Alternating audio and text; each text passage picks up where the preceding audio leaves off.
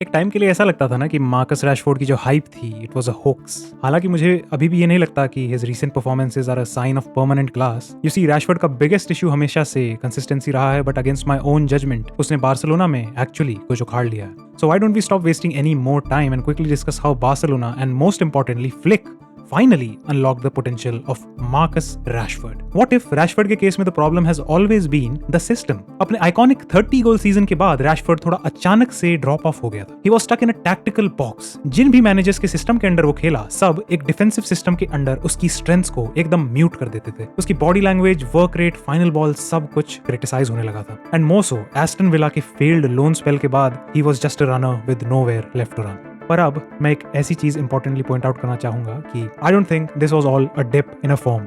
I think this was all a case of a tactical misfit. United में Rashford को touchline hug करके wide रहने का role play करना होता था, but more importantly track back करके डिफेंसिवली कंट्रीब्यूट करना पड़ता था। I feel that aspect drained all of his explosive energy which makes him special in the first place. Even settled defences के अगेंस्ट रैशफोर्ड के instincts slow buildup को suit करने वाले हैं ही नहीं। कुछ मैचेस में तो you can even see his frustration in his Man United days as he would just hold up the ball for far too long और just take a shot from a hopeless angle and lose the ball. I don't think ये laziness की problem थी, I think ये adaptability की problem थी। But Barca में Flick ने ऐसा क्या डिफरेंट किया कि रैशफोर्ड इज नाउ ग्लोइंग? अगर एक वर्ड में समझाऊं तो everything. I would go as far as saying that it's not about Barca, it is about Hansi Flick. अगर मार्कस रैशफोर्ड फ्लिक के अलावा किसी भी बार्सा मैनेजर के अंडर भी खेलता तो भी सक्सीड नहीं करता।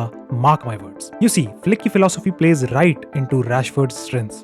Aggressive high pressing, direct passing, intelligent movement and not just possession but dangerous possession. And इसका रिजल्ट रैशफोर्ड ने अपने फर्स्ट 14 बार्सा गेम्स में टोटल 6 गोल्स और 7 असिस्ट्स कंट्रीब्यूट किए। सो फ्लिक के under Rashford is not just a traditional hug the touch line type of a winger. Width देने का काम इस सिस्टम में लेफ्ट बैक करता है, and so Rashford's job is to sit in the left half space and cause mayhem. Secondly, high press की वजह से रैशफोर्ड को ट्रैक बैक वाली प्रॉब्लम फेस ही नहीं करनी पड़ती है। This leads to energy savings for his explosiveness and hence a smarter use of the player from the manager's side. So central position से उसकी फिनिशिंग भी लेवरेज हो जाती है, एंड और तो और वो टीम का पूरा क्रिएटिव बर्डन सिर्फ रैशफोर्ड पे नहीं आता है। सो ऑल इन ऑल सब कुछ उसकी कोर स्ट्रेंथ से टाई इन करता है। नाउ आई डोंट नो कि ये परफॉर्मेंसेस उसका 30 million euro release clause trigger करने के लायक है कि नहीं। बार्सा की गरीबी जिस केस में बिल्कुल हेल्पफुल नहीं है, but I think surely this can be labelled as a fantastic comeback. And I think Marcus Rashford का career now still has some stars attached to it. So अगर ये वीडियो पसंद आई हो तो इन दोनों में से भी कोई एक वीडियो देख लो, एंड अगर मेरा कंटेंट पसंद आया हो तो सब्सक्राइब भी कर लो। विद दैट मिलते हैं अगली बार ऑफ द बॉल पे।